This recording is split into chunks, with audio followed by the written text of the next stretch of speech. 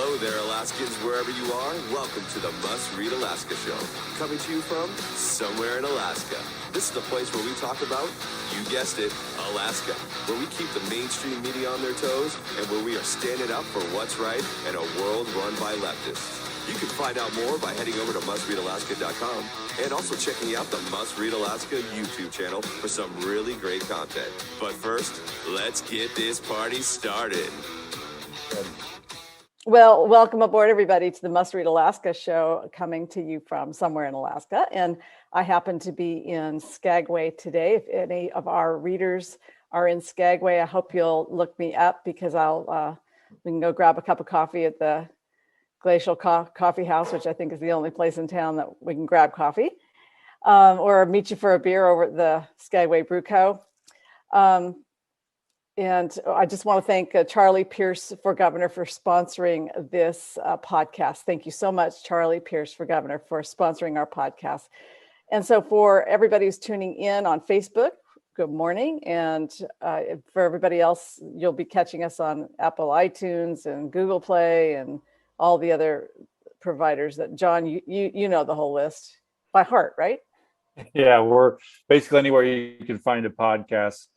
We're fortunate enough on Podbean to be the #2 government podcast in the whole U.S., which is very exciting. So keep tuning in, keep downloading it. We're actually on iHeartRadio as well, which is awesome, which we were able to create a partnership with them, 6 months ago. And every week, every month, we seem to be reaching more and more listeners. Thousands of listeners. It's fabulous. It's really good stuff. Yeah. Yeah. Well, what's going on in Nikiski today? Well, thanks so much for asking. So we had a cool event last couple of days. The Republican women of the Kenai, if I'm getting that right. There's a couple out here. Nicholas Bagich. I think it's Kenai Peninsula Republican Women, KPRW, I think is. I always have to check. There's two of them out there. Yeah, they hosted them, and it was very well received. The governor came out and kind of gave his spiel and a little update on what he's doing with the state. And he is liked out here. Whether we think he's not doing all he could be doing sometimes, I think he's well liked out here. So it was a well-received event. Tuckerman Babcock gave a talk about ranked choice voting, which I think is super helpful. I hope that Tuckerman can, he probably doesn't have time, but it'd be awesome if he could go do that all over the state, because Tuckerman is one of the smartest people I know in terms of knowing all the rules and the little things about not only just the Republican Party, but this new ranked choice voting. And so I think he was able to lay it out for folks exactly how it worked. He had, I think, sample ballots for folks to think through and look through on who they were going to vote for, if they're going to vote this way, how it would go in the ranked choice voting. And I think people walked away, just hearing some folks that have went there, they walked away feeling like they knew a little bit better on how ranked choice voting went. They went in there not knowing anything about it. And so they kudos to this group for putting on this event. It was very fruitful for folks out here on the Kenai. What's really disturbing about that is that you're talking about people who are really engaged with politics. And these are the Kenai Peninsula Republican women, their spouses who are associate members often, and other interested people. And they don't understand ranked choice voting. Just think about the other people who don't live and breathe politics all the time, who only show up to vote maybe 50% of the time or less, and how they're going to figure this out. For instance, if you go into the ballot box in the primary, and if you try to do ranked choice voting, you're going to spoil your ballot and your vote's not going to count, because that's not when we're going to do ranked choice voting. But most people aren't going to know that. They're going to think, oh, I'm supposed to rank these, and they're going to fill in bubbles all over their ballot and spoil their ballots, because this is a really messy system. It's never been tried anywhere else. It was designed by a couple smarty pants lawyers who worked for Bill Walker and who are in the Lisa Murkowski camp trying to get her reelected. And they just are really messing with what was a perfectly reasonable, good voting system. And now we've got a mess on our hands. Well, I want to, speaking of messes on our hands, before we get to our guest, I want to tell everybody that we have some kind of breaking news on mustreadalaska.com this morning, which is that in Anchorage, we are in the middle of an assembly race. It's an election for some assembly seats, and there's some other things on the ballot as well. There's 2 school board members, and then there's a bunch of bond stuff on that ballot. But those ballots were supposed to be in the mail on March 15th by ordinance, by law. And they are unfortunately stuck at the post office in Everett, Washington. People over the weekend said they're not getting their ballots. They haven't gotten their ballots. Now, of course, campaigns spend a lot of money to reach people this last week, they spent a lot of money trying to reach people when those ballots arrived. They were doing all kinds of messaging. They had leaflets on doors and flyers in mailboxes and ads up on radio stations, and they bought social media based on the fact that people were going to receive their ballots on the 16th of March. As of this morning, March 21st, the clerk has received back in the Election Central in Anchorage only 19 ballots. Normally, she would have received thousands of ballots by now, but she's only received 19. So this is actually a terrible failure to perform once again for the Anchorage mail-in voting. This happened last time the Anchorage election office ran the mail-in voting system for the last Juneau election, and 8% of those ballots were thrown out for various reasons. So 8% of Juneau people were disenfranchised in their mail-in only system. And now we've cut out, if you had to have those in the mail on the 15th, we've lost a week of being able to make sure that people get their ballots. People leave town. I mean, I'm out of town. I'm not going to be able to vote till I get back. I probably don't have a ballot back in my mailbox, but these are real concerns. So I think it's an interesting story. It's a breaking story. It has everything to do with Anchorage's future, because the assembly that people are trying to replace right now, they're the ones who brought us this silly system. And now we're getting to see how that works. Well, we've got a guest on our show today, and I'm so excited about this. We have a longtime friend, a wonderful patriot, and we're so excited to welcome Frank Bickford to the show today. Frank, welcome to the Must Read Alaska show. This is your first time on the show. It is, Suzanne. I'm excited to be on your show, and not excited about what happened this past weekend, of course, with the passing of Congressman Young, but I'm glad to share some stories with you.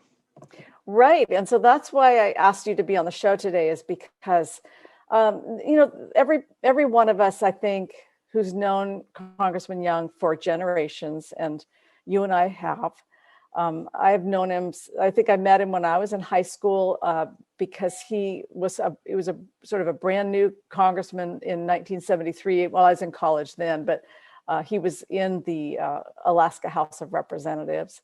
So I knew him then. I lived in Juneau. I was in high school.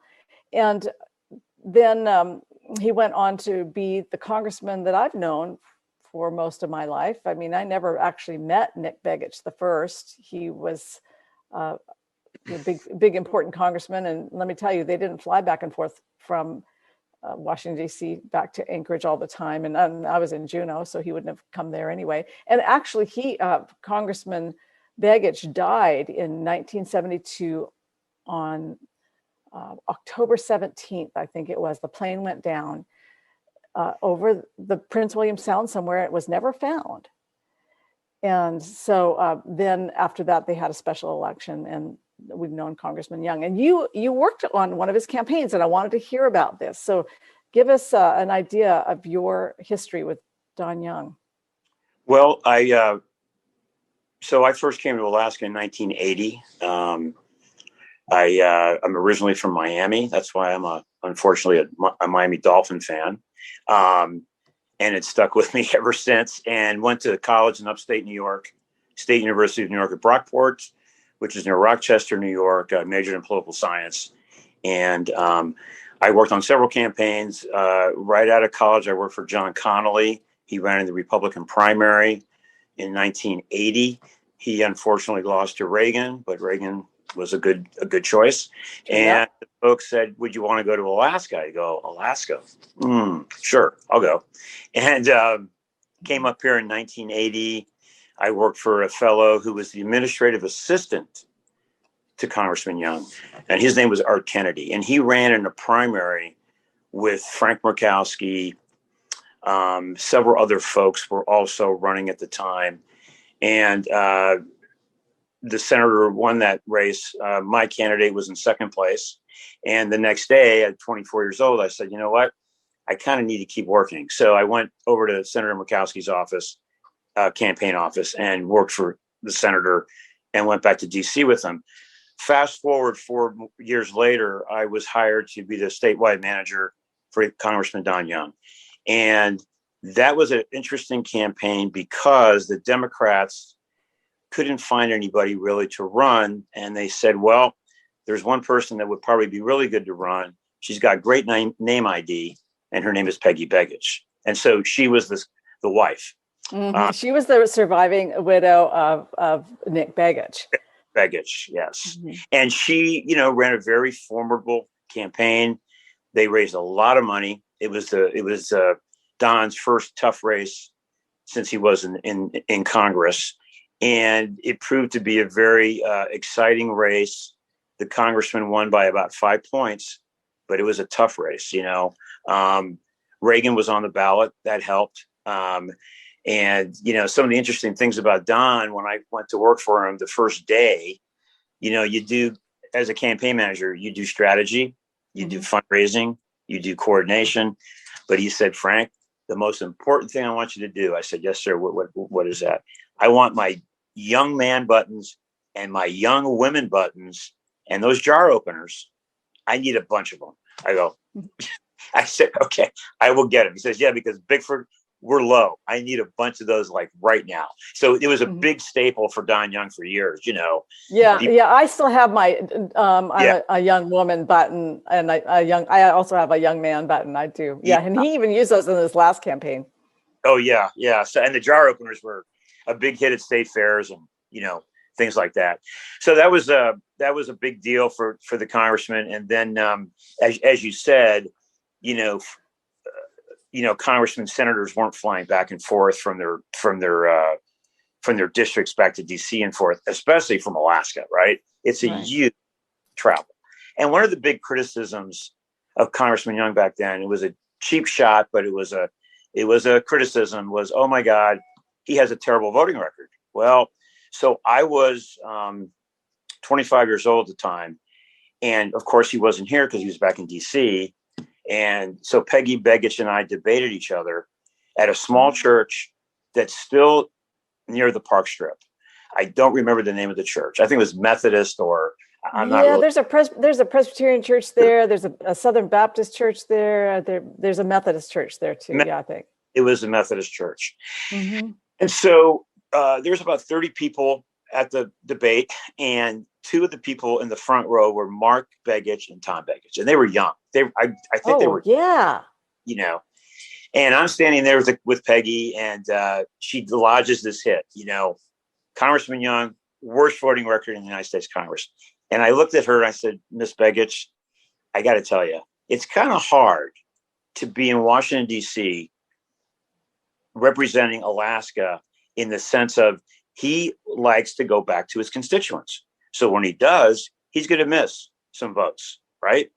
And I said, "You can't have it both ways. He comes back to Alaska to see his constituents, and when he goes back to DC, he's voting for Alaska." So we kind of diffused that argument a little bit, but that was a big hit on him.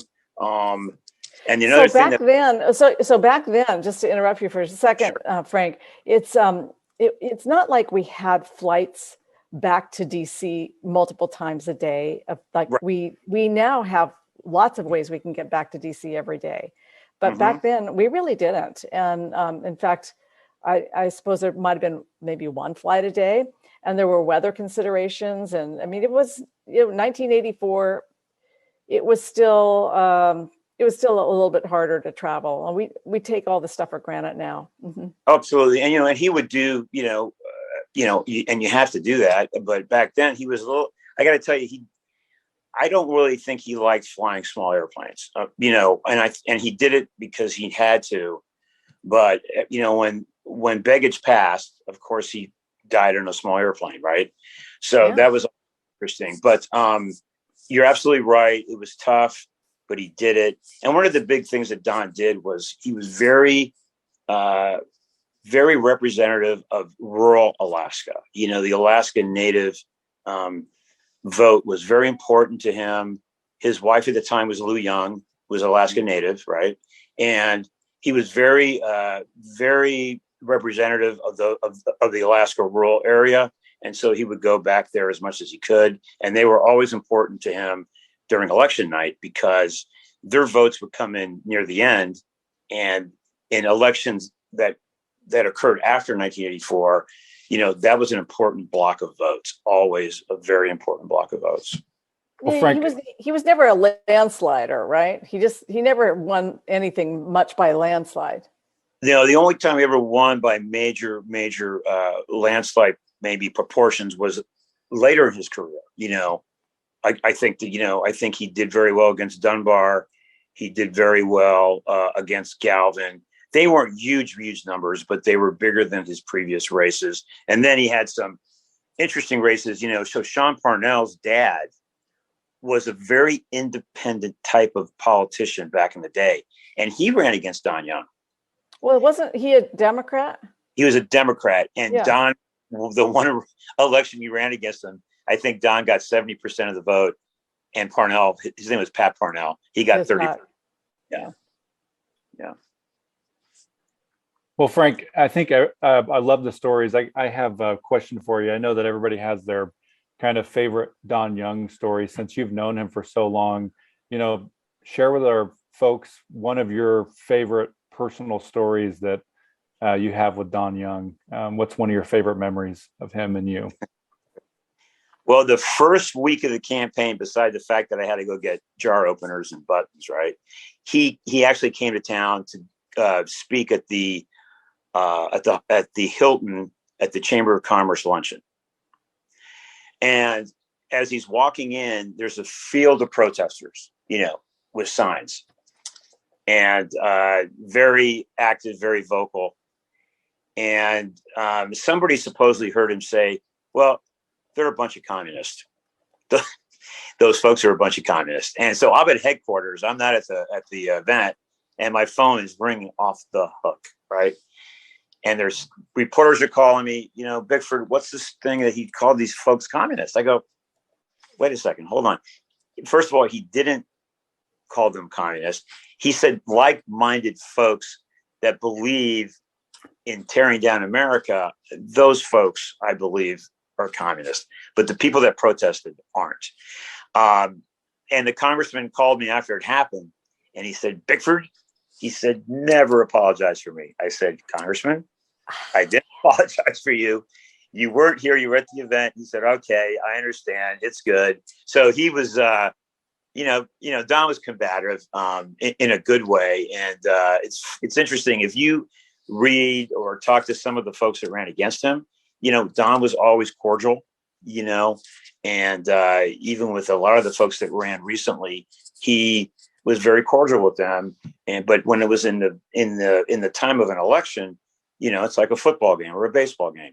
He just did, the best he could during that time frame. But when it was off, in terms of off camera or not during a debate situation, he was very friendly with his opponents and very much, I believe, a constituent type congressman, because there was a lot of instances where people needed help. And versus a lot of other national elected officials, he took the time to do that. And he didn't care if you were a Democrat, Republican, independent. He was just very fair when he did those that kind of representation. One of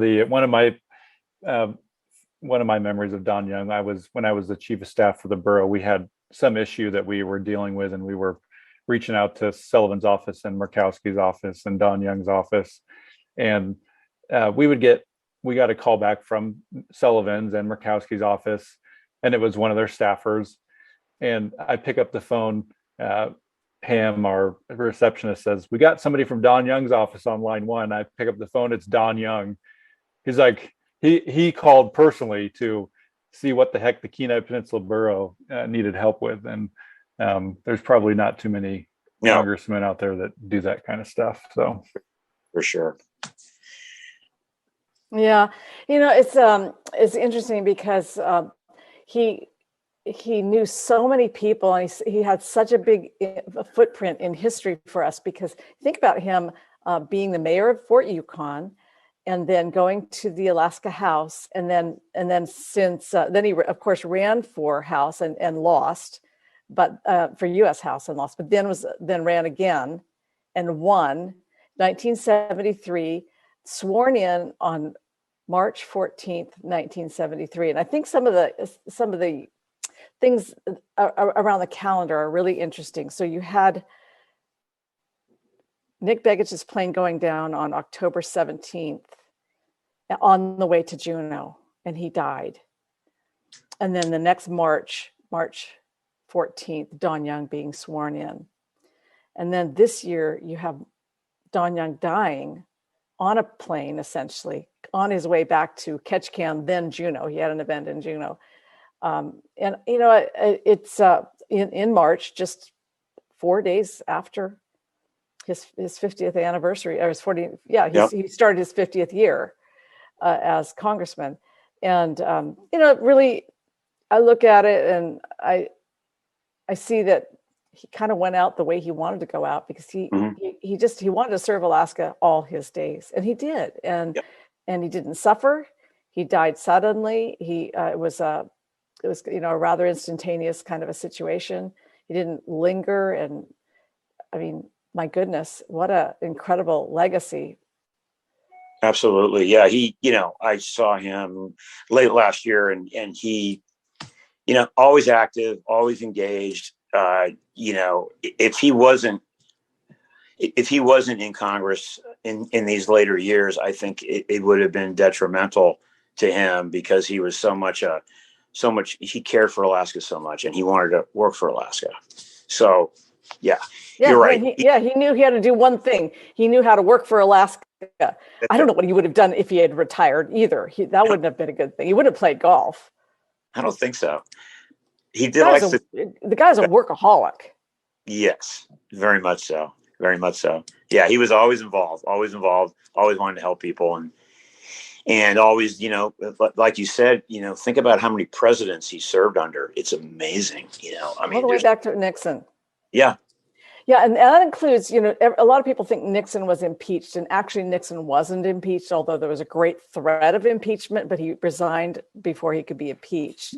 But he did live through 3 other impeachments, and that was the impeachment of Bill Clinton, and then the 2 impeachments of Donald Trump. So you think about the kind of history that he saw. He wasn't in Congress during the '64 earthquake, but he was in Alaska for that. He was in Fort Yukon. And so he goes way back in our history, and we won't ever forget him. We won't ever forget Don Young. And my goodness, I certainly, my prayers are really going out for his family and for Anne, who's got a great burden on her plate. Now, what happens next? I don't know all the details, but I am hearing that he's either going to lie in state in the rotunda in the Capitol, which I'm right now hearing that Nancy Pelosi has refused to allow that to happen. And she said, as a compromise, she would allow him to lie in repose in the Statuary Hall, which is in like the West Wing of the U.S. Capitol. And then there would be a service for him, or a memorial for him, for Congress members and his family, and then a separate one in Washington for staff and for friends, lobbyists, associates, and anybody who wants to fly back from Alaska to Washington for that, which is still uncertain. I'm hearing the dates are between the 28th and the 30th. And then back here in Anchorage, there will be a service at Anchorage Baptist Temple, and his remains will be returned to the state. I understand he'll be cremated. So we will have a chance to go and pay our respects there as well. if we can't make it back to DC, and not all of us can. I'm kind of looking at it and weighing whether or not I can afford to do it myself. Mm. And then the governor, of course, has a big decision here to make. And today he will announce at 11:30 this morning kind of what the path forward is. And it's a difficult path forward. He can't just appoint somebody to that seat, even though here it is in March and we don't really have representation. Right now, we have no representation in Congress. And we won't until we get through a special primary and a special general election. And I think today at 11:30, he's going to describe just how difficult this is going to be in terms of the logistics, because you've got to get those ballots out to the overseas voters, the military voters, 45 days before the election is set. So the primary cannot be until at least May 24th. That's a Tuesday. That's about the earliest you could do it. And I don't even know if anybody read the story that I wrote over the weekend on Sunday with the paper shortage. I don't even know if we can do it that early. There is a severe paper shortage across the nation, and all election offices are having a real hard time finding paper to print ballots and paper for the envelopes that the ballots go in. So the governor will have to take a look at that. And I have heard that the lieutenant governor is very concerned that we can actually pull this off with a special election that requires not one, but two. Under ballot measure 2, we have to do 2 elections just to get a temporary person. So to be clear, everybody, we have 2 elections happening. It'll be the permanent election for, the regular election in August 16th, which is the primary, and then the general in November. But before that, we have to find a temporary person. And that temporary person is a special election, which, according to ballot measure 2, has to be a primary and a general. And so when I was talking to the administration this morning, I was getting the impression that they don't think that we will be able to have a representative until at least mid-August. And that is because the governor cannot appoint somebody by U.S. Constitution. That person has to be elected in a special election. And that when I talked to the administration, they cited the section of the U.S. Constitution that I was unaware of, but that person, either a senator or congressman, they have to be elected to that position. So we'll find out more today. And if you check on Must Read Alaska later, we'll have a lot of details about how that goes forward. But in the meantime, you should definitely look at the stories that I wrote over the weekend, because I think they're going to tell you a whole lot about what the actual calendar, the realities of the calendar, the realities of staff shortages for the Division of Elections, the fact that elections offices all over the state, all over the nation. In fact, I was talking to somebody in the Mat-Su borough, and they're having a special election that involves they want to pass an ordinance to create term limits up the Mat-Su. They can't find paper. And so this is a real issue for everybody. But we'll have more on that later today. Any other questions for our guests, John? Well, Frank, what do you think you're going to remember Congressman Don Young most for?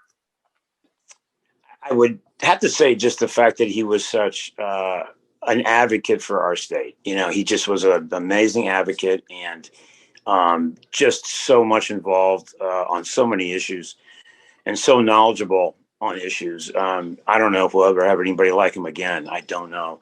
Our congressional delegation, they do a good job. I think that Don Young was the champion of that delegation, and he's going to be hard to replace. That's what I remember that.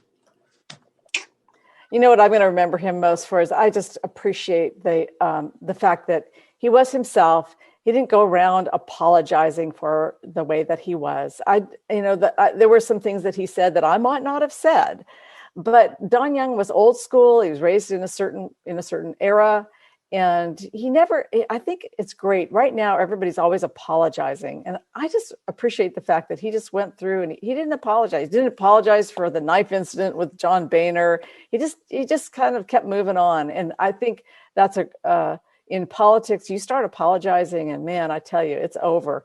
And he knew that better than anybody. So he just kept moving and lived to fight another day. He was quite a fighter. And I admired him, and I'm going to miss him.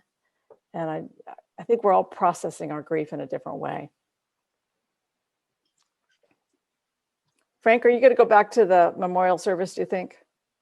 I don't know. We're in session. I'm here in Juneau. I don't think I'll be able to, but I will definitely try to go for sure to the ABT services. Yeah.